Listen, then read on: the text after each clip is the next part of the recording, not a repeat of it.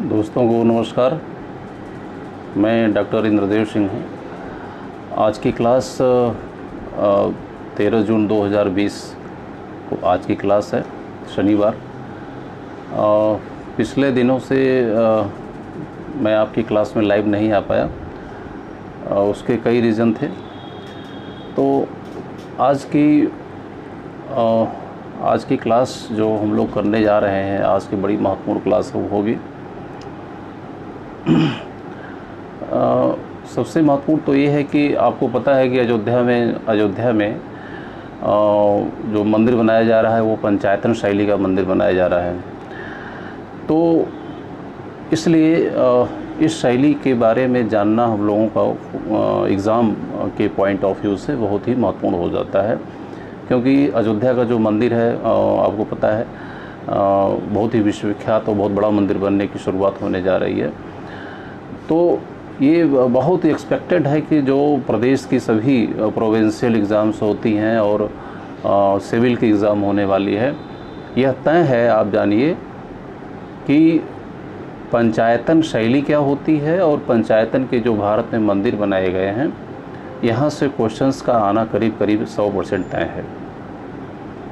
तो इसको देखते हुए मैंने पंचायत शैली क्या होती है, इसकी विशेषताएं क्या होती है और पूरे भारत में पंचायत शैली के जो महत्वपूर्ण मंदिर बनाए गए हैं वे कौन कौन से मंदिर हैं।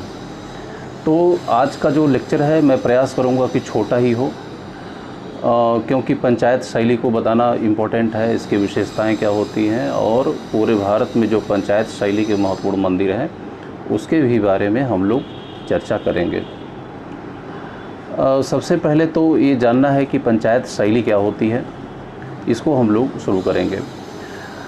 और पंचायत शैली को समझने के लिए यह बहुत ज़रूरी है, पंचायत शैली को समझने के लिए ये बहुत ज़रूरी है कि पंचायत शैली की स्टार्टिंग कब से होती है।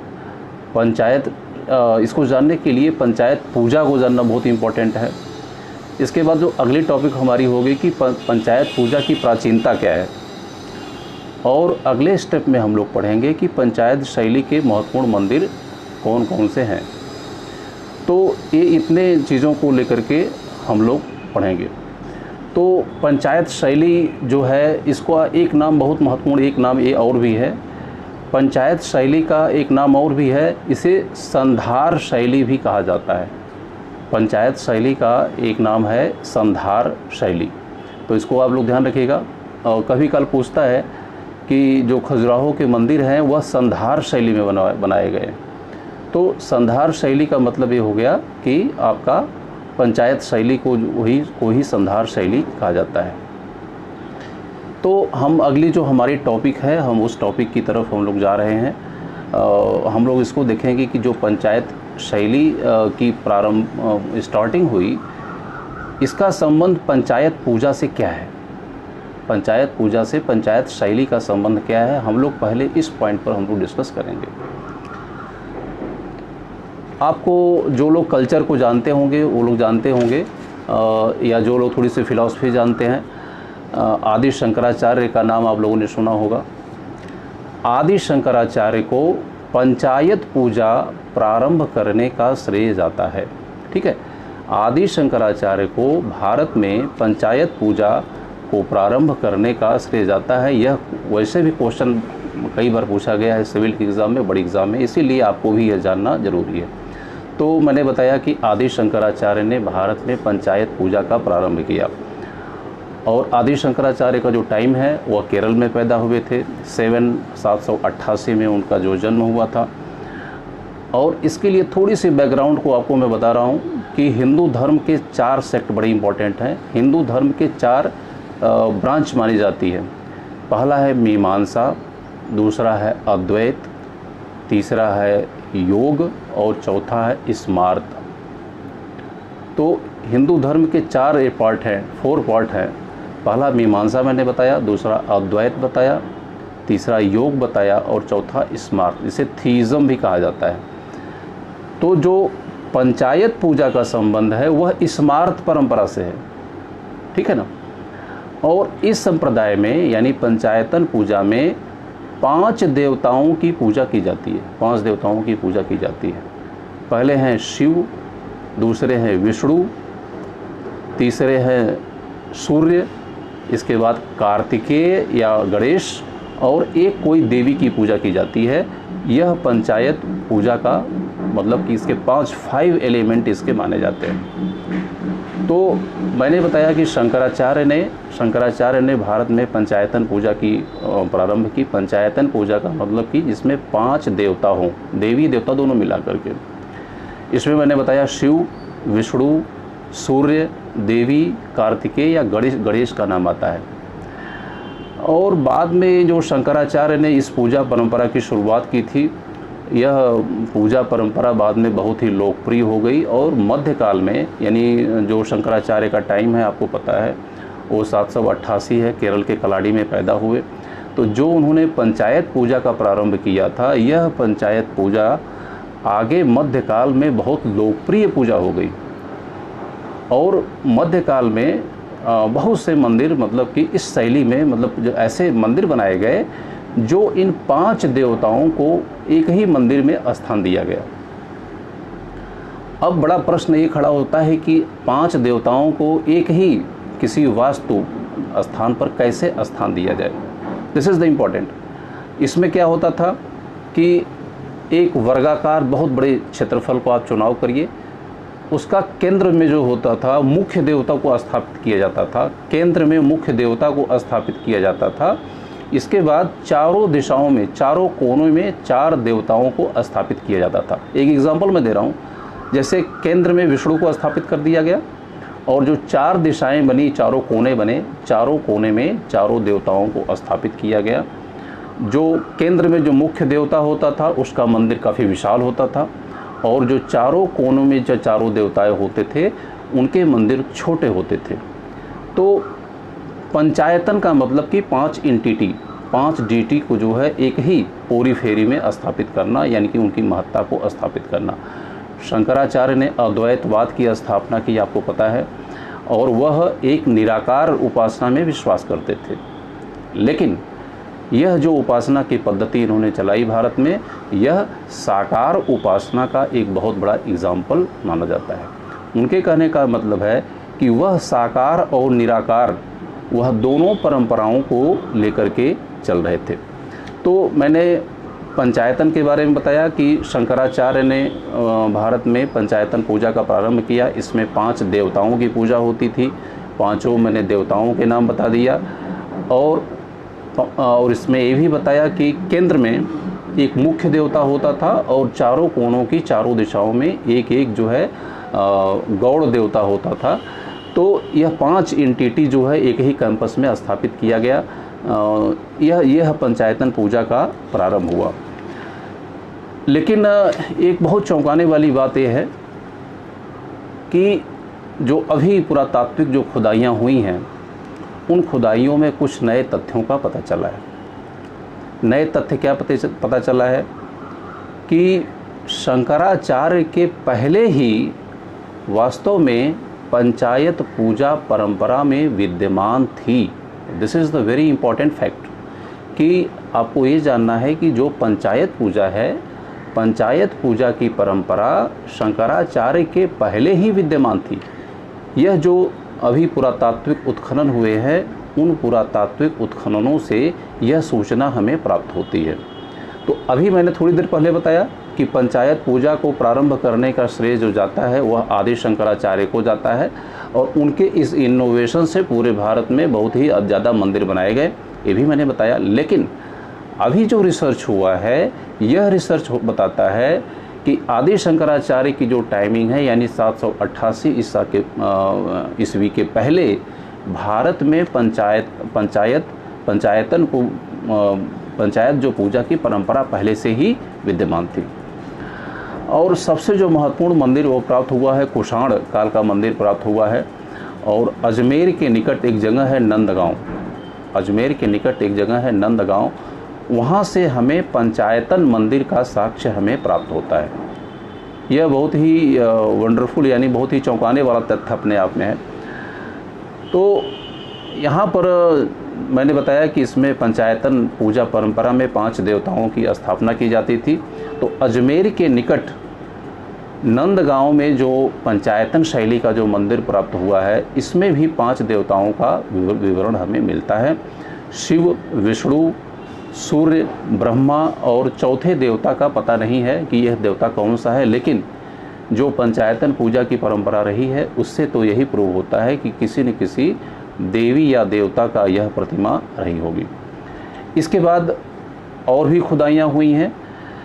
गुप्ता एज में भी, गुप्त काल में भी पंचायतन पूजा के हमें साक्ष्य मिलते हैं। और गुप्त काल के तो जो मंदिर प्राप्त हुए हैं, दशावतार मंदिर, यह पंचायतन पूजा का अपने आप में बहुत बड़ा जीता जागता एग्जाम्पल है। तो 2 तथ्य मतलब कि आपके सामने हैं कि पंचायतन पूजा की परंपरा की शुरुआत को स्थापित करने का श्रेय जाता है वह आदि शंकराचार्य को जाता है। लेकिन अभी मैंने आपको बताया कि पुरातात्विक साक्ष्यों के आधार पर यह प्रूव होता है, यह सिद्ध होता है कि पंचायतन पूजा की परंपरा भारत में पहले से ही विद्यमान थी, यानी कनिष्क काल में ही यह पंचायतन पूजा की परंपरा विद्यमान थी। इसके लिए 2 साक्ष्य भी मैंने बताया।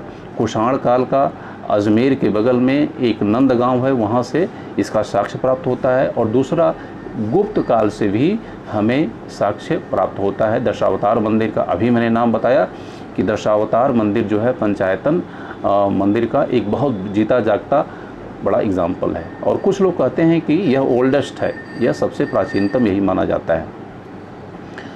तो जो कंक्लूज़न अगर हम ये निकालते हैं कि पंचायतन पूजा वास्तव में भारत में काफ़ी प्राचीन यानी पहले से ही विद्यमान रही है, लेकिन आदि शंकराचार्य को यह श्रेय जाता है कि जो पंचायतन पूजा की परंपरा जो थोड़ी धीमी पड़ रही थी, उसको एक बार से उन्होंने दोबारा फिर से इसे स्थापित कर दिया। कुछ लोगों का यह मानना है कि नागर और द्रविड़ शैलियों की उत्पत्ति पंचायतन शैली से ही हुई है। तो this point should be noted. यह बहुत ही इम्पोर्टेंट है कि भारत में नागर और द्रविड़ शैलियों की उत्पत्ति यह कहा जाता है कि पंचायतन शैली से ही हुई है। ठीक है, क्योंकि आपको पता है कि जो नागर और द्रविड़ शैली में जो अंतर है वह उसके ऊपर के विमानों का अंतर होता है। ठीक है ना। लेकिन इसके पहले लेक्चर में मैंने आपको बताया था, यह मेरा चूँकि आज 5वां लेक्चर है, तो इसके पहले के लेक्चर को अगर आप देखेंगे तो इस लेक्चर में मैंने आपको बताया था कि जो मंदिर शब्द का प्रयोग भारत में किया गया वह बहुत बाद में किया गया। इसके पहले मंदिर के लिए जिस शब्द का प्रयोग किया जाता था उसे प्रासाद कहा जाता था। और प्रासाद यानी जहाँ पर देवी या देवता की प्रतिमा को स्थापित करके पूजा किया जाए। इसका साक्ष्य हमें उपनिषदों तक मिलता है। ठीक है, उपनिषदों तक हमें मंदिरों के साक्ष्य मिलते हैं, लेकिन तकनीकी रूप से जो हमारे पास व्यवहारिक रूप से जो मंदिरों के साक्ष्य प्राप्त होते हैं वह गुप्त काल से ही प्राप्त होते हैं। इसको मैंने पीछे लेक्चर में आपको बता चुका हूँ। ठीक है, इतिहासकारों का यह बहुत साफ साफ मानना है कि गुप्त काल के पहले जो मंदिर बनाए गए थे वह निश्चित रूप से लकड़ी पर बनाए गए होंगे, मिट्टी के बनाए गए होंगे, ईंटों के बनाए होंगे, या ऐसे पदार्थों के बनाए गए होंगे कि जो समय बीतने के बाद डिके हो गए। मैंने आपको बताया था कि सांची और भरहुत के स्तूप के जो वेष्टनी बनी हुई है, जो उसके चारों तरफ जो बनाया गया है, उसमें जो मंदिरों का अंकन किया गया है, यानी मंदिरों की आकृतियों को बनाया गया है। अर्थशास्त्र को भी मैंने बताया था कि जो कि मौर्य काल की रचना है, अर्थशास्त्र में भी मंदिरों का हमें साक्ष्य प्राप्त होता है। तो हमको ये इससे कंफ्यूज नहीं होना है कि गुप्त काल में पहली बार मंदिर मतलब पाया गया, यानी करीब 500 ईस्वी में पत्थरों के मंदिर पाए गए। तो क्या इसके पहले भारत में मंदिर विद्यमान नहीं थे? निश्चित रूप से इसके पहले भी भारत में मंदिर विद्यमान थे। तो यह जो पंचायतन पूजा है, इसमें 5 देवताओं की पूजा होती थी, इसको अभी मैंने बताया। तो इससे यह निष्कर्ष निकलता है कि वास्तव में पंचायत पूजा की जो परंपरा है वह प्राचीन काल से ही भारत में विद्यमान थी। इसमें 5 देवताओं की उपासना होती थी। मैंने देवी देवताओं के नाम भी बता दिए। इस शैली के बने हुए मंदिर हमें कुषाण काल के और गुप्त काल के प्राप्त भी होते हैं।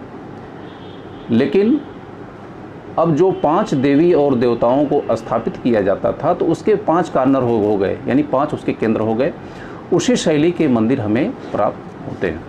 तो जो पंचायतन शैली के जो मंदिर है, इससे यह सिद्ध होता है कि यह एक प्राचीनतम मंदिर निर्माण की शैली पहले से ही भारत में विद्यमान थी। लेकिन एक चीज़ बहुत ध्यान देने योग्य ये है कि जो हमारे शास्त्रीय ग्रंथ लिखे गए हैं, जो वास्तुशास्त्र के जो महत्वपूर्ण ग्रंथ लिखे गए हैं, जिसमें कि अनेक मंदिर निर्माण की अनेक शैलियों का हमें ज्ञान होता है, उसमें एक शैली पंचायतन शैली भी है। और इसके अलावा पूर्णभद्र, खोडसभद्र, यह भी निर्माण की शैलियाँ थी। मैंने आपको बताया कि जो वास्तुशास्त्र की पुस्तक है, जिसमें कि मंदिर बनाने, घर बनाने और महल बनाने की विभिन्न प्रकार की एक शास्त्रीय योजना और विधि विधान का डिस्क्रिप्शन किया गया है, उसमें यह बताया गया है कि भारत में प्राचीन काल में पंचायतन मंदिर के अलावा पूर्णभद्र प्रकार के मंदिर बनाए जाते थे, खोडसभद्र प्रकार के मंदिर बनाए जाते थे। लेकिन दुर्भाग्य से पंचायतन के अलावा पूर्णभद्र और खोडसभद्र प्रकार के मंदिरों का हमें कोई सूचना हमें प्राप्त नहीं होती है। तो this is the very important. तो अब आपको समझ में आ गया होगा कि पंचायतन या संधार शैली क्या है। एक लाइन में मैं आपको बता रहा हूँ, पंचायतन या संधार शैली क्या होती है। पंचायतन शैली के मंदिरों में एक बहुत बड़े क्षेत्र को चुना जाता है जो वर्गाकार होता है। वर्गाकार यानी आधार जो इसका वर्गाकार होगा, जो मुख्य देवता होगा उसे केंद्र में स्थापित किया जाएगा और चारों दिशाओं के चारों कोने में उसके एसोसिएटेड यानी उसके जो गौड़ देवता हैं उनको स्थापित किया जाएगा। जो मुख्य देवता होगा यानी जो केंद्र में होगा, उसका जो मंदिर होगा काफ़ी ऊंचा होगा और जो गौड़ देवता होंगे उसमें जो है जो जिन देवताओं को स्थापित किया जाएगा उनके मंदिर छोटे होंगे। तो यह हो गए पंचायतन शैली की महत्वपूर्ण विशेषता। यह क्वेश्चंस कई बार एग्ज़ाम में पूछा गया है और पूरा उम्मीद है कि इस बार भी यह क्वेश्चन 100% आएगा। इसका रीज़न मैंने आपको बताया, चूँकि अयोध्या में जो मंदिर बनाया जा रहा है वह पंचायतन शैली का मंदिर बनाया जा रहा है। इसको देखते हुए यह निश्चित रूप से जानिए कि सभी एग्ज़ाम्स में यहाँ से क्वेश्चन बनेगा। तो आपसे जो क्वेश्चन बनेगा यही पूछेगा कि पंचायतन शैली के मंदिर की क्या विशेषता है, 1 2 3 4, ठीक है ना। इस प्रकार की चीज़ों को है। इसका उत्तर होगा कि एक वर्गाकार जो क्षेत्र होगा उसमें केंद्र में एक मुख्य देवता को स्थापित किया जाएगा। इसके बाद चारों दिशाओं के चारों कोने में गौड़ देवता की स्थापना किया जाएगा। यह पंचायतन शैली का मुख्य मंदिर इसे माना जाता है। तो यह एक छोटा सा सेक्शन मेरा ख़त्म हुआ, जिसमें मैंने आपको इसको मैं एक बार से फिर मैं वो कर रहा हूँ कि मैंने बताया कि पंचायतन शैली और या संधार शैली, पंचायतन शैली या संधार शैली क्या है, इसको मैं डिफ़ाइन कर रहा हूँ। पंचायतन शैली या संधार शैली को जानने के लिए आपको पंचायत पूजा के बारे में समझना पड़ेगा, क्योंकि पंचायतन पूजा से ही पंचायतन शैली जुड़ी हुई है। तो पंचायतन पूजा और पंचायतन पूजा की प्राचीनता के बारे में मैंने बताया। फिर आगे मैंने बताया कि पंचायतन शैली या संधार शैली क्या है, और अंतिम सेक्शन में मैं आपको बताऊंगा कि पंचायतन शैली के महत्वपूर्ण मंदिर पूरे भारत में कहाँ कहाँ पर हैं और कौन कौन है, जो कि बहुत ही इम्पोर्टेंट आपके लिए है। ठीक है, तो मैंने आपको बताया कि पंचायतन पूजा क्या है और पंचायतन पूजा को शुरू करने का श्रेय किसे जाता है। तो यह कहा जाता है कि पंचायतन पूजा की जो शुरुआत करने का श्रेय आदि शंकराचार्य को जाता है। आदि शंकराचार्य की जो टाइमिंग है वो 788 ईस्वी में है। केरल के कलाडी में इनका जन्म हुआ था। और मैंने आपको बताया था कि हिंदू धर्म के 4 संप्रदाय महत्वपूर्ण माने जाते हैं। उसमें मीमांसा, अद्वैत, योग और स्मार्त या थीइज्म कहा जाता है। तो जो पंचायतन पूजा का जो को इंक्लूड किया गया है, जो रखा गया है, वह स्मार्त परंपरा में किया गया है। और पंचायतन पूजा में क्या होता था, इसमें 5 देवताओं की पूजा होती थी, और जिसमें कि मुख्य रूप से शिव, विष्णु और एक कोई देवी और सूर्य या कार्तिकेय या गणेश की पूजा होती थी। लेकिन मैंने आपको बताया कि शंकराचार्य ने जो पंचायतन पूजा की जो प्रारंभ किया, और इसका मध्यकाल में इसकी बहुत लोकप्रियता बढ़ी और बढ़ने के कारण जो है पूरे भारत में पंचायतन शैली के 5 देवताओं को स्थान देने के लिए इस प्रकार के मंदिरों की रचना की गई कि चारों कोने में 4 छोटे मंदिर, इसके बाद एक बीच में एक बड़े मंदिर की स्थापना की गई। लेकिन मैंने आपको आगे ये भी बताया था कि पंचायतन पूजा की अगर प्राचीनता को अगर देखा जाए तो शंकराचार्य के पहले ही पंचायतन पूजा का साक्ष्य हमें प्राप्त होता है। कुषाण काल में मैंने आपको बताया कि कुषाण काल का अजमेर के नज़दीक जो है नंदगांव है, नंदगांव से हमें पंचायतन पूजा के हमें साक्ष्य प्राप्त होता है। दूसरा मैंने गुप्त काल में बताया आपको, गुप्त काल में देवगढ़ का दशावतार मंदिर अपने आप में पंचायतन पूजा का एक बहुत बड़ा एग्जाम्पल यह माना जाता है।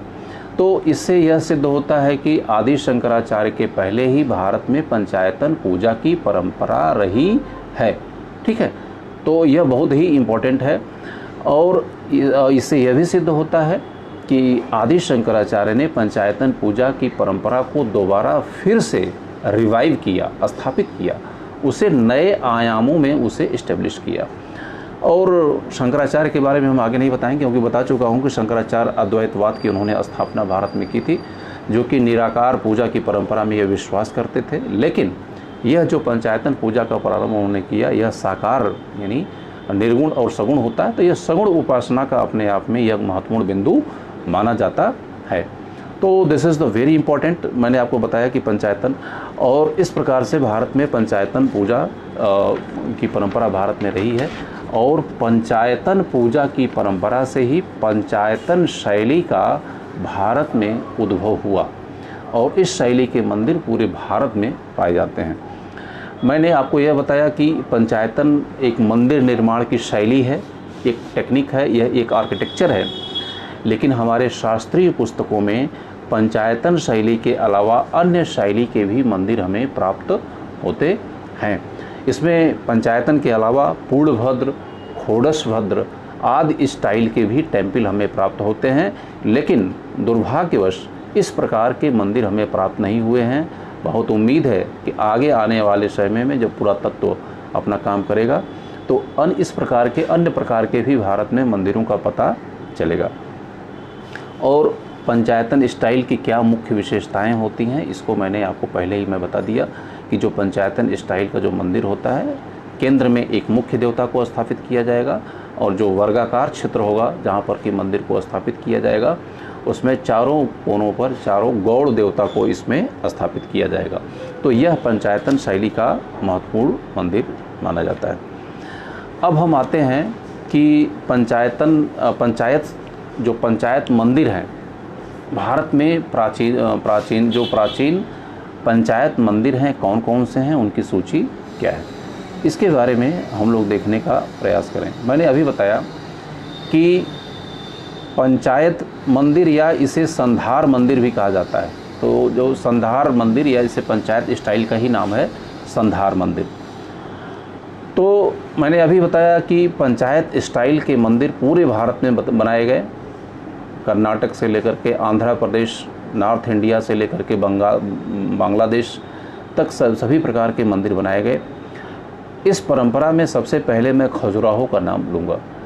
तो यहाँ से बहुत ही इम्पॉर्टेंट, बहुत बार क्वेश्चन पूछा जा चुका है कि खजुराहो के 4 मंदिरों का नाम दे देगा और 4 मंदिरों में 5 मंदिरों में यह पूछेगा कि पंचायतन शैली का कौन सा मंदिर है।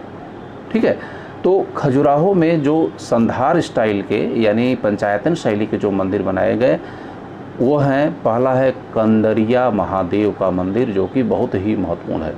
कंदरिया महादेव का मंदिर जो खजुराहो में बनाया गया, यह पंचायत शैली का यह मंदिर है। दूसरा जो मंदिर बनाया गया वह है विश्वनाथ मंदिर। विश्वनाथ मंदिर जो बनाया गया यह भी पंचायत शैली का एक अपने आप में बहुत ही महत्वपूर्ण मंदिर माना जाता है। तीसरा जो मंदिर बनाया गया वो है लक्ष्मण मंदिर। लक्ष्मण मंदिर, ठीक है। तो बहुत लोग लक्ष्मण मंदिर के नाम से कंफ्यूज हो जाते हैं कि इसमें राम के भाई लक्ष्मण की इसमें मूर्ति स्थापित हो है। इससे इसका कोई लेना देना नहीं है। जो खजुराहो में जो लक्ष्मण मंदिर की स्थापना की गई है, यह मंदिर विष्णु को समर्पित है। और लक्ष्मण जो नाम रखा गया है वह यशोवर्मन। मैंने बताया था कि खजुराहो में सबसे पहले जो मंदिर निर्माण करने का जो श्रेय जाता है वह यशोवर्मन को जाता है। यशोवर्मन धंग, गंड और विद्यापति, 4 का नाम बहुत ही खजुराहो को जितने भी मंदिर बनाए गए सभी मंदिरों में 4 का नाम सबसे इम्पोर्टेंट है। सबसे पहले खजुराहो में मंदिर निर्माण करने का श्रेय यशोवर्मन को जाता है।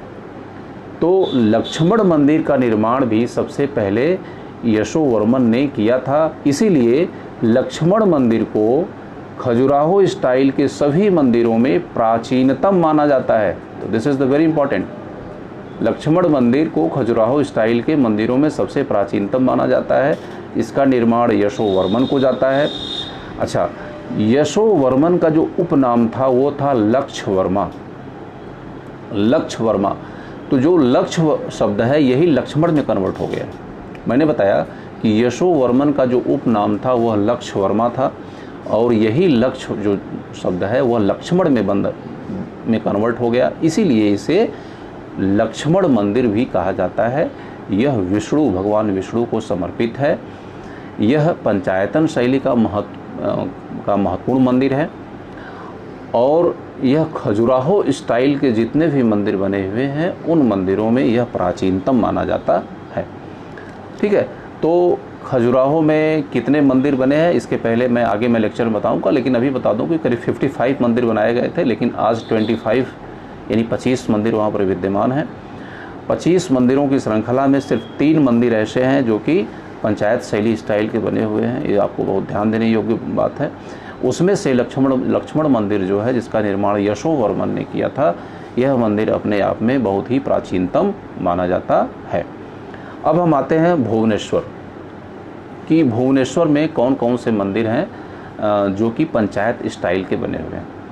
तो भुवनेश्वर का जो मंदिर है 2 महत्वपूर्ण मंदिर हैं। पहला है लिंगराज का मंदिर और दूसरा है ब्रह्मेश्वर का मंदिर। ठीक है, भुवनेश्वर के 2 मंदिर पंचायत स्टाइल के बनाए गए हैं। पहला है लिंगराज मंदिर और दूसरा है ब्रह्मेश्वर मंदिर। ठीक है, लिंगराज मंदिर और ब्रह्मेश्वर मंदिर। लिंगराज मंदिर के बारे में डिटेल में मैं अपने लेक्चर नंबर 3 में मैं बता चुका हूँ, आप वहाँ पर देख सकते हैं, डिटेल में बताया हूँ। और जो दूसरा है जो कि इम्पोर्टेंट है, यह ब्रह्मेश्वर मंदिर है। ब्रह्मेश्वर मंदिर का निर्माण सोमवंशी राजा उद्योत केसरी ने किया था। उद्योत केसरी की माँ कोलावती देवी ने किया था। जो ब्रह्मेश्वर मंदिर है, ब्रह्मेश्वर मंदिर का निर्माण उड़ीसा के सोमवंशी राजा उद्योत केसरी की माँ कोलावती देवी ने किया था। इसकी जो डेट है 1058, करीब 1058 इसकी जो डेट है। तो भुवनेश्वर में 2 पंचायत मंदिर के हमें साक्ष्य मिलते हैं। पहला है लिंगराज मंदिर और दूसरा है ब्रह्मेश्वर मंदिर। कुछ लोग कोणार्क मंदिर का भी नाम लेते हैं, लेकिन कोणार्क मंदिर के बारे में कोई इतिहासकारों में सहमति नहीं है, क्योंकि चीज़ें जो भी प्राप्त हुई हैं काफ़ी वहाँ पर बिखरी या गिरी हुई चीज़ें प्राप्त होती हैं। इसलिए उस मंदिर के बारे में यह कहना कि पंचायत शैली का बना हुआ है, यह पूरी तरीके से गलत है। भुवनेश्वर स्टाइल के भुवनेश्वर में मैंने बताया कि 2 मंदिर हैं, एक है लिंगराज मंदिर और दूसरा है ब्रह्मेश्वर मंदिर। इसकी डेटिंग मैंने बताया 1058, और जो ब्रह्मेश्वर मंदिर का जो निर्माण का श्रेय जाता है वह कोलावती देवी को जाता है, जो कि सोमवंशी राजा उद्योत केसरी की माँ थी। ठीक है ना। और इसमें जो वर्शिप की जाती है वो ब्रह्मेश्वर की जाती है। अच्छा, तीसरा जो मंदिर है, बहुत महत्वपूर्ण मंदिर है, वह है देवगढ़ का दशावतार मंदिर। ठीक है, देवगढ़ का दशावतार मंदिर बहुत माइलस्टोन मंदिर यह माना जाता है। माइलस्टोन क्यों माना जाता है, तो इसके पहले का जो लेक्चर मेरा है लेक्चर नंबर 2, लेक्चर नंबर 2 को अगर आप देखेंगे तो उसमें आपको दिखाई पड़ेगा कि गुप्त काल के जो प्रारंभिक मंदिर हैं उन मंदिरों के बारे में मैं आपको बता चुका हूं, उसमें आप देखेंगे। लेकिन फिर भी मैं अभी बता रहा हूं कि जो देवगढ़ का दशावतार मंदिर है, यह पहला मंदिर है जिसमें कि विमान को बनाने का प्रयास इसमें किया गया। इस मंदिर में पत्थर और ईंट का दोनों का प्रयोग किया गया है। इसके बाद यह जो है उत्तर प्रदेश में है। बहुत से लोग जानते हैं कि यह मध्य प्रदेश में नहीं, देवगढ़ का दशावतार मंदिर उत्तर प्रदेश में है। यह ललितपुर ज़िले में स्थित है। ललितपुर ज़िले में यह मंदिर स्थित है। और सबसे जो महत्वपूर्ण बात मैं बता रहा हूँ कि यह इस मंदिर को अभी तक माना यह जाता था कि पंचायतन स्टाइल का सबसे प्राचीनतम मंदिर है यह। इसीलिए यह मंदिर अपने आप में एक महत्वपूर्ण स्थान यह रखता है। ठीक है, तो दशावतार मंदिर के बारे में मैं पीछे बोल चुका हूँ, आप लोग भी इसको देख लीजिएगा। अगला जो मंदिर है पंचायत स्टाइल का जो मंदिर है वह महाराष्ट्र से प्राप्त होता है। और महाराष्ट्र में गोदेश्वर मंदिर, महाराष्ट्र में गोदेश्वर मंदिर यह नासिक ज़िले में है। यह 11वीं शताब्दी का है और इस मंदिर का निर्माण यादव सामंत के द्वारा करवाया गया था।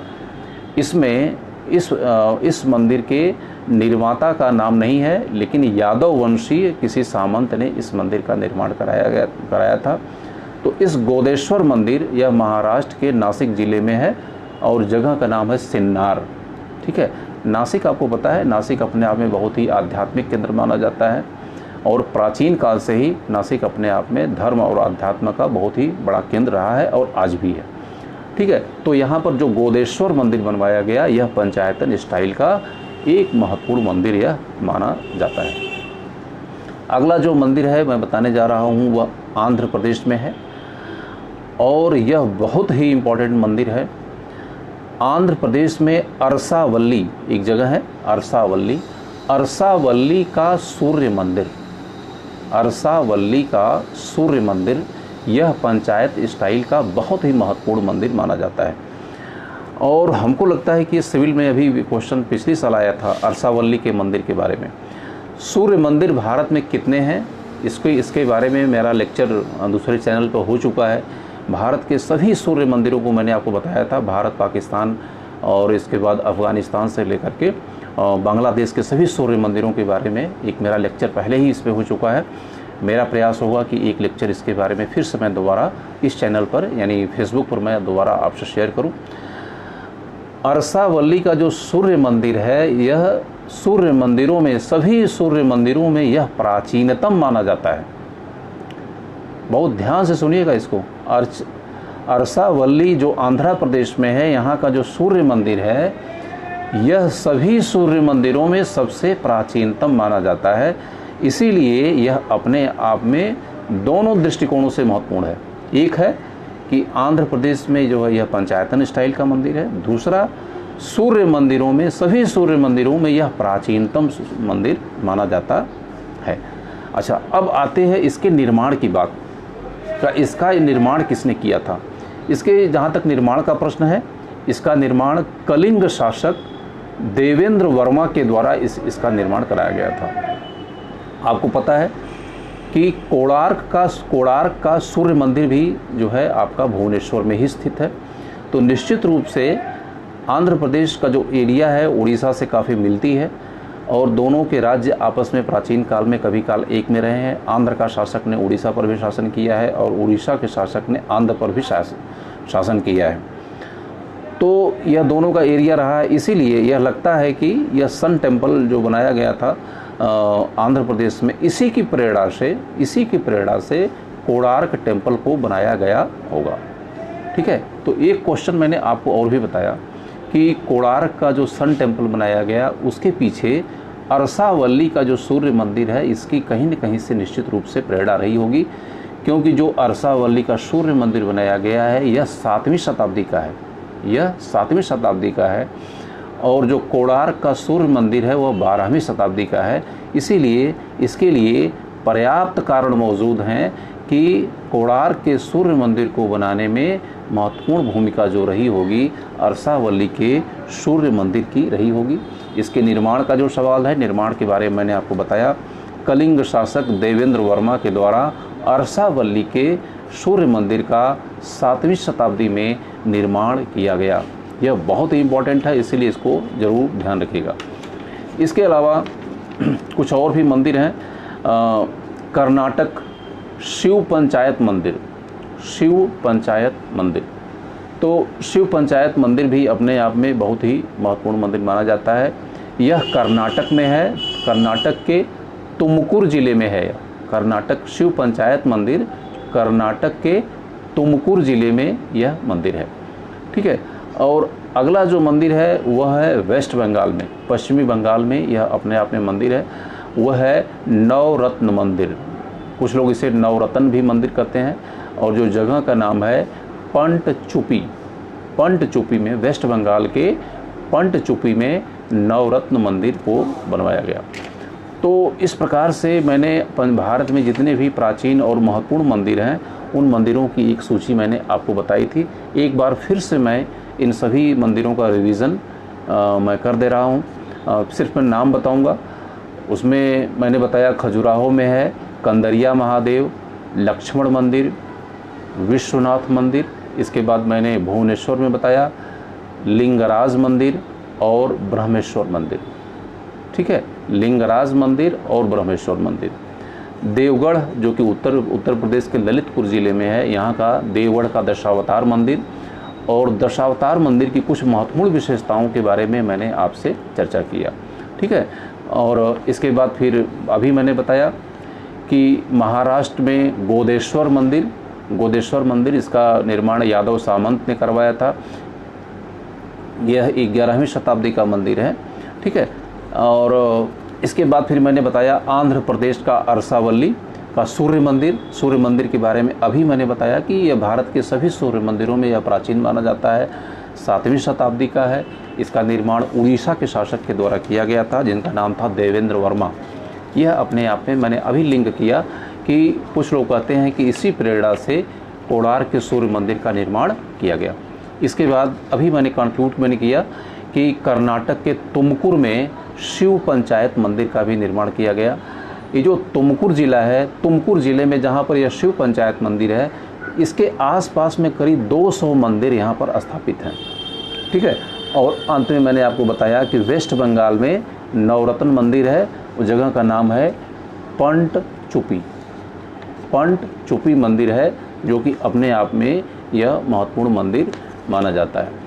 तो यह कुल मिला करके मैंने आपको पंचायत जो मैंने कंक्लूड किया वह मैंने बताया कि पंचायत स्टाइल के जो मंदिर हैं, पंचायत स्टाइल के जो मंदिर हैं उनकी विशेषताएं क्या हैं। मैंने बताया कि पंचायत स्टाइल के जो मंदिर बनाए गए उसका जो ओरिजिनेशन होती, जो उसकी स्टार्टिंग होती है, वह अपने आप में वह पंचायतन पूजा से वह प्रारंभ होती है। और मैंने बताया कि पंचायतन पूजा क्या है, पंचायतन पूजा को प्रारंभ करने का श्रेय भारत में किसे जाता है। मैंने बताया शंकराचार्य को जाता है, लेकिन पंचायतन पूजा की स्टार्टिंग या उसके पहले से ही यह पूरे भारत में यह परंपरा विद्यमान रही है। तो इससे ये लगता है कि आदि शंकराचार्य के पूर्व ही भारत में पंचायतन पूजा की परंपरा रही है, यानी 5 देवताओं की पूजा की परंपरा रही है। आदि शंकराचार्य ने इस पूजा परंपरा को एक बार दोबारा फिर से स्थापित किया और इसके बाद पूरे भारत में वास्तु निर्माण की एक नई पंचायतन शैली का प्रारंभ हुआ और पूरे भारत में देश के कोने कोने में पंचायतन पूजा की स्टार्टिंग हुई। और कुछ मैंने आपको महत्वपूर्ण मंदिरों की नाम भी बताया। और जो गुप्त काल का जो प्राचीनतम देवगढ़ का जो दशावतार मंदिर होता है, अभी तक यह माना जाता है कि यह सबसे प्राचीनतम मंदिर यह है। तो इसी के साथ ये जो ये सेक्शन होता है हमारा यह समाप्त होता है और करीब ये 45 मिनट का लेक्चर मेरा रहा, 45 मिनट का ये मेरा लेक्चर रहा, 40 मिनट का रहा। हम अगले सेक्शन की तरफ हम आगे बढ़ेंगे कि मेरा मानना कि 1 घंटे कम से कम लेक्चर हो जाए पूरा। तो जो अगला सेक्शन मेरा है वह खजुराहो स्टाइल के कुछ महत्वपूर्ण मंदिरों के बारे में है। हल्की सी मैं चर्चा आपसे करूंगा जो खजुराहो स्टाइल के जो मंदिर हैं। इसके पहले भी मैं आपसे ये चर्चा कर चुका हूँ कि जो खजुराहो के जो मंदिर हैं, मैंने बताया कि जो खजुराहो शब्द की उत्पत्ति होती है वह खजूर से होती है। और अलबरूनी ने अपने मेंशन में खजुराह शब्द का प्रयोग किया है और इब्न बतूता ने खजुराहो शब्द का प्रयोग किया है। और खजुराहो जो कैपिटल रही है, राजधानी रही है, यह जेजाक भुक्त के जो चंदेल थे, जेजाक भुक्त के चंदेल थे, चंदेल शासकों की यह राजधानी रही है। यह मध्य प्रदेश के छतरपुर ज़िले में स्थित है। स्थित है। एमपी के छतरपुर ज़िले में यह खजुराहो मतलब कि स्थित है। और जो मंदिर यहाँ पर बनाए गए अलग अलग स्टाइल के बनाए गए हैं, लेकिन चूँकि खजुराहो में बनाए गए इसीलिए खजुराहो स्टाइल के मंदिर। अब प्रश्न आता है कि खजुराहो में मंदिर बनाने की शुरुआत कब से मानी जाती है और कैसे होती है। तो यहाँ पर खजुराहो में जो मंदिर बनाया गया, मैंने अभी बताया है आपको कि सबसे पहले जो मंदिर बनाने का श्रेय जाता है वह यशोवर्मन को जाता है। और 950 ईस्वी के आसपास जो है यह यशोवर्मन का टाइम माना जाता है। और यशोवर्मन ने खजुराहो में पहली बार मंदिर बनाने की स्टाइल की इन्होंने शुरुआत किया। और लक्ष्मण मंदिर, मैंने आपको बताया कि लक्ष्मण मंदिर इसीलिए सबसे प्राचीन माना जाता है। ठीक है। तो यशोवर्मन के बाद जिन शासकों ने मंदिर का निर्माण किया वो था धंग, इसके बाद गंड और इसके बाद विद्याधर। तो यह 4 लोगों का टाइम जो महत्वपूर्ण माना जाता है। 4 शासकों के अधीन ही खजुराहो में मंदिरों का निर्माण किया गया। और यह जो टाइम है करीब 950 से 1050 तक माना जाता है। कुछ लोग इसके पहले से भी मानते हैं, क्योंकि जो यशोवर्मन का टाइमिंग है वह 900 के पहले के आसपास का है। तो मैंने 4 शासक बताए खजुराहो में जितने भी मंदिर बने हुए इसमें 4 शासकों का कंट्रीब्यूशन है। पहला यशोवर्मन, दूसरा है धंग, थर्ड है गंड और इसके बाद विद्याधर। तो 4 शासकों का पूरा कंट्रीब्यूशन है।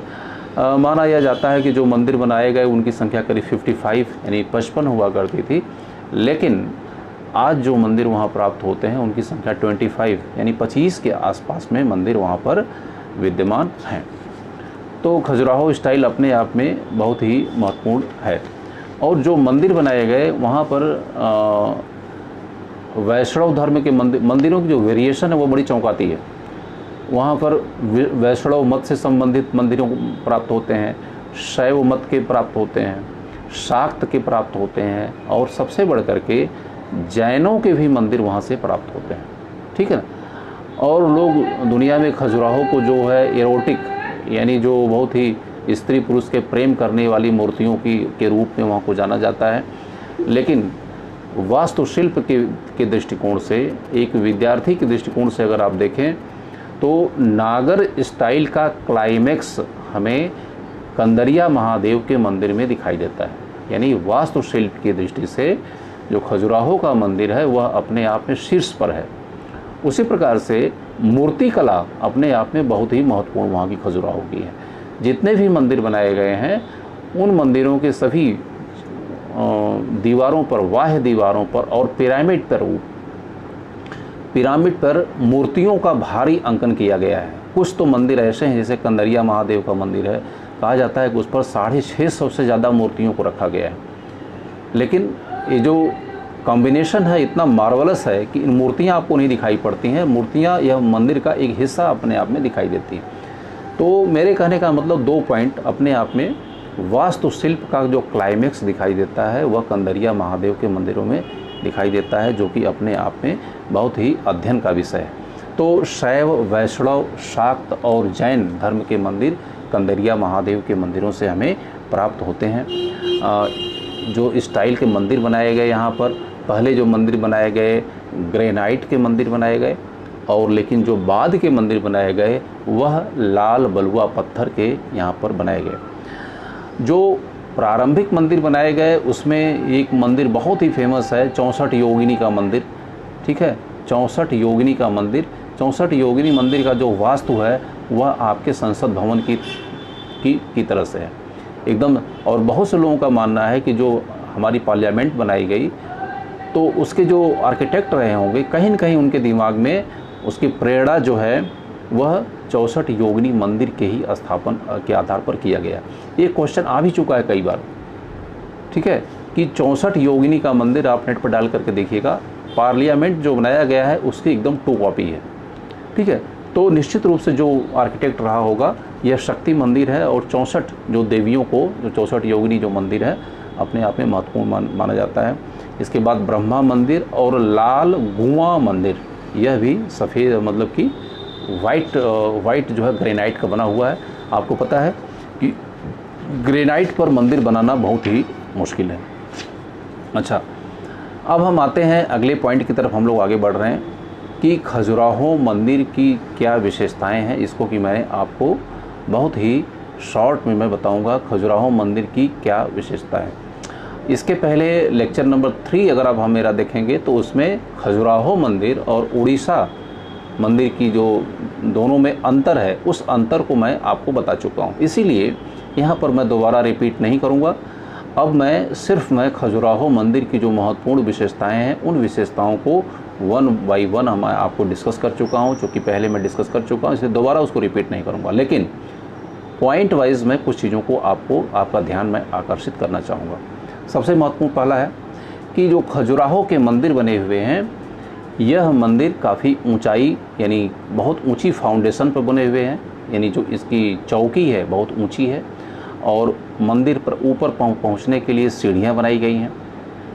लेकिन जो मंदिरों के समूह या मंदिर हैं उसके चारों तरफ चहारदीवारी नहीं है, चारों तरफ चहारदीवारी, इसे परकोटा कहा जाता है। और जबकि उड़ीसा स्टाइल के मंदिर बने हुए हैं, जो मंदिरों का समूह है, 10 मंदिर है, 20 मंदिर है, तो या पंचायतन स्टाइल का मंदिर बना हुआ है, तो उस मंदिर के चारों तरफ एक ऊंचा परकोटा बना हुआ है और पूरे उस परकोटे में पूरी मंदिर की स्थापना की गई है। लेकिन जो खजुराहो स्टाइल के मंदिर है यह पूरी तरीके से ओपन है, खुले हुए हैं, ठीक है, इसमें किसी प्रकार का कोई वो नहीं है। दूसरा, अभी मैंने बताया कि जो दूसरी जो विशेषता है कि नागर शैली के मंदिरों में जो खजुराहो स्टाइल के मंदिर है, इसको बहुत ही एक ऊंचे फाउंडेशन या चौकी पर बनाया गया है, ठीक है, एक बहुत ऊंची चौकी पर इसे बनाया गया है और उस चौकी पर ऊपर मंदिर तक पहुंचने के लिए चारों तरफ इसमें सीढ़ियां बनाई गई हैं, ठीक है। तो यह 2 महत्वपूर्ण विशेषता है। तीसरी महत्वपूर्ण विशेषता, जो जो खजुराहो के मंदिर है, पंचायतन स्टाइल के जो मंदिर हैं, उसमें मंदिरों को बनाने का जो क्रम है वह उसका ऑर्डर, जैसे कि पहले गर्भगृह बनाया गया, आप जानते हैं गर्भगृह सबसे महत्वपूर्ण हिस्सा होता है।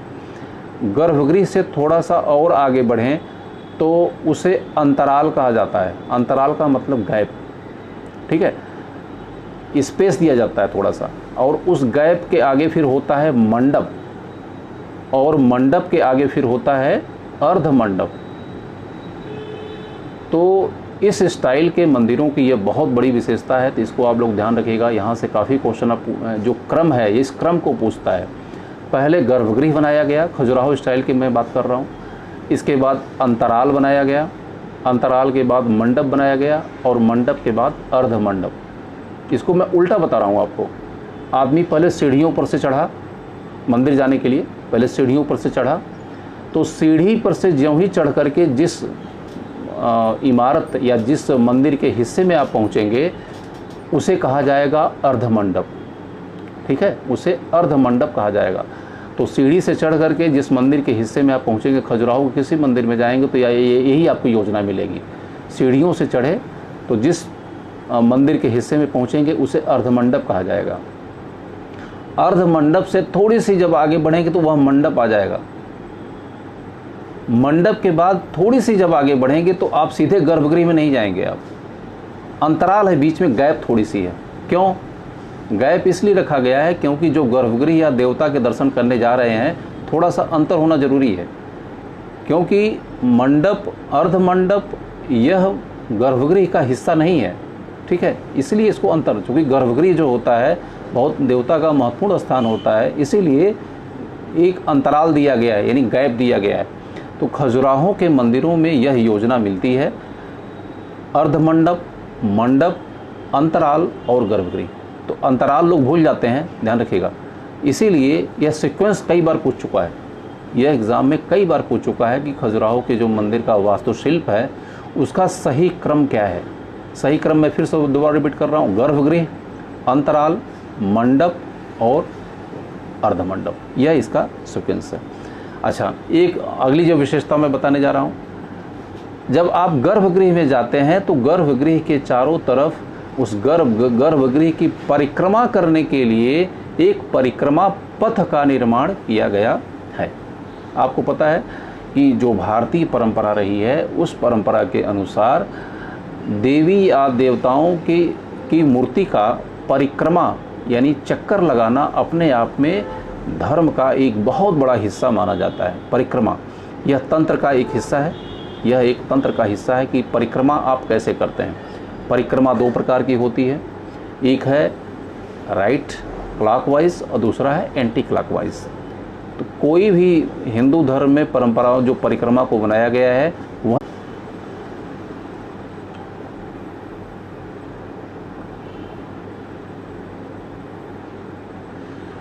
हाँ, तो मैं परिक्रमा पथ को मैं बता रहा था कि जो भी मंदिर में जो गर्भगृह होता है उसका परिक्रमा पथ बनाया गया है। उस परिक्रमा पथ में परिक्रमा दो प्रकार की होती है, एक क्लॉकवाइज, दूसरा एंटी क्लॉकवाइज। तो भारतीय परंपरा में क्लॉकवाइज को परंपरा को बनाया गया है। क्लॉकवाइज का मतलब होता है कंस्ट्रक्शन, सकारात्मक अप्रोच, ठीक है। तो कभी भी किसी भी धार्मिक, कभी एंटी क्लॉक कभी परिक्रमा मत करिएगा। जब भी आप एंटी क्लॉकवाइज करेंगे तो आपका डिस्ट्रक्शन हो जाएगा, आपका नाश, क्योंकि जो वेव्स होती हैं आपकी माइंड में, आपकी बॉडी में, वो उल्टा मूव करना शुरू हो जाती है। इसीलिए सभी मंदिरों में, कभी जगहों पर जो है आप जो है क्लॉकवाइज परिक्रमा की व्यवस्था की गई है। तो यह अपने आप में बहुत ही महत्वपूर्ण चीज़ें हैं। तो मैंने आपको बताया कि जो खजुराहो के मंदिर बने हुए हैं, इन मंदिरों में जो परिक्रमा की व्यवस्था की गई है, यानी प्रदक्षिणा पथ का निर्माण किया गया है। और मैंने बताया कि मंदिर के बाह्य भाग में काफ़ी अलंकरण या डेकोरेशन की व्यवस्था जो है खजुराहो के मंदिरों में हमको देखने थी, यानी डेकोरेशन दिखाई देता है। कि जो मैंने बताया कि कंदरिया महादेव देवदेव का मंदिर है, उस मंदिर में करीब 600 से भी ज़्यादा मूर्तियों को स्थापित किया गया है।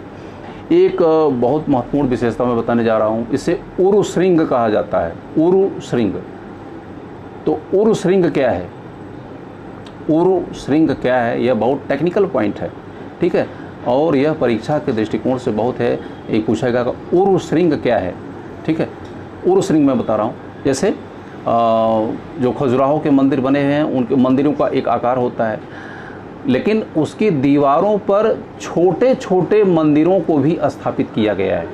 जो छोटे छोटे मंदिर स्थापित हैं उसकी आकृति बड़े मंदिरों की आकृति की तरह से ही है। यानी खजुराहो के जो मंदिर हैं, जो उसकी जो मीनार है, जो उसकी पिरामिड, जो उसके ऊपर का हिस्सा है, मंदिर का जो पूरा स्ट्रक्चर है, तो मंदिर की दीवारों पर छोटे छोटे, पूरे मंदिर के स्टाइल के छोटे साइज को स्थापित किया गया है। और इसका क्रम नीचे से लेकर ऊपर तक स्थापित है। इसी को उरु श्रृंग कहा जाता है। उरु श्रृंग, उरु श्रृंग का तात्पर्य हो गया कि संपूर्ण मंदिर का छोटा रूप मंदिर की मीनारों के बाह्य दीवारों पर स्थापित किया गया है। इसी को कहा जाता है उरु श्रृंग। तो यह बहुत टेक्निकल पॉइंट है और कई एग्ज़ाम में पूछा गया है। एक सिविल का क्वेश्चन है, उरु श्रृंग क्या होता है, मैंने आपको बताया, ठीक है। कि मैंने बताया कि मुख्य मंदिर के आकार के छोटे छोटे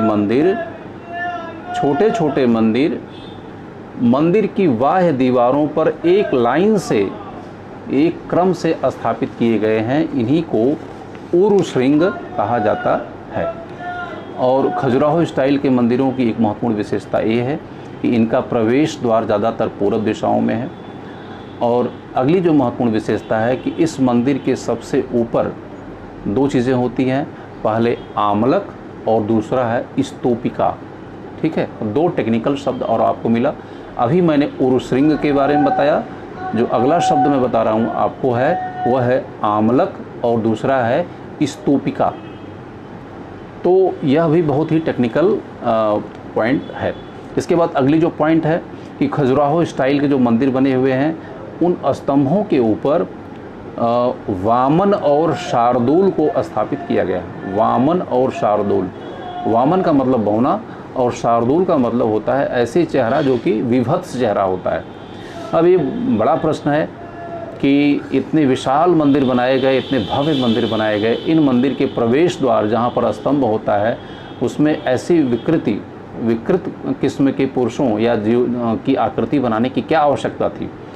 तो उसका यही है कि जब आप बहुत बड़ा घर बनाते हैं तो उस घर के आगे जो है एक छोटी सी कोई ऐसा चीज़ हंडिया टांग देते हैं या कोई काली चीज़ टांग देते हैं जिससे कि घर को नज़र न लगे।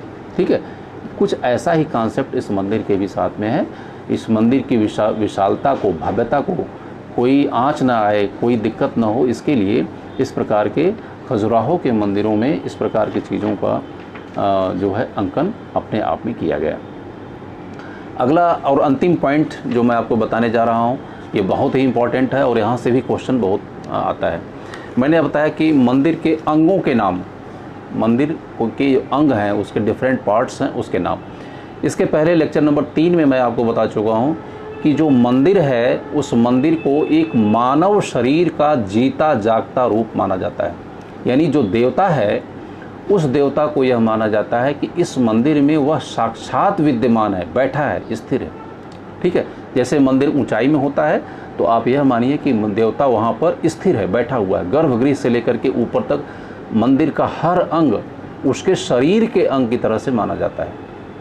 यह हमारा एक कॉन्सेप्ट। उसी तरीके से जब हम घर बनाते हैं तो घर में यह माना जाता है कि पूरे घर में एक वास्तु पुरुष रहता है, वास्तु पुरुष, और उस वास्तु पुरुष के अनुसार आपका पानी का स्रोत कहाँ होना चाहिए, अग्नि का स्रोत कहाँ पे होना चाहिए, शौचालय कहाँ पे होना चाहिए, ड्राइंग रूम कहाँ पे होना चाहिए, देवता का स्थान कहाँ पे होना चाहिए। That should be the very clear. अगर इन चीज़ों को आपने वास्तु योजना के अनुसार आपने सही नहीं किया है तो ये तय जानिए कि आपके अंदर आपको समस्याओं का सामना करना पड़ेगा।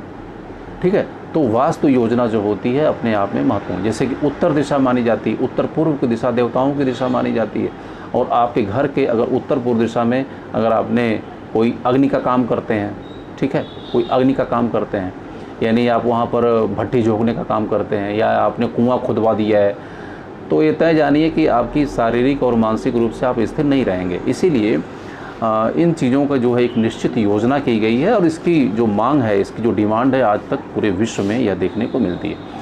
तो हम मंदिर के विभिन्न अंगों की हम लोग बात कर रहे हैं कि मंदिर के जो अंग होते हैं उनके अंगों के नाम क्या होते हैं। इसको बहुत ध्यान से आप लोग सुनिएगा क्योंकि यहाँ से क्वेश्चन हमेशा के लिए आता है। तो मैंने बताया कि जो मंदिर है वह मानव शरीर का एक रूप माना जाता है, जो मानव शरीर होता है उसका एक रूप माना जाता है।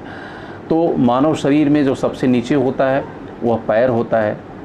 ठीक है, इसीलिए मंदिर का जो सबसे नीचे का जो पोर्शन होता है उसे पाद कहा जाता है। पाद माने पैर। इसका एक दूसरा नाम और है, इसे आधार या चौकी भी कहा जाता है।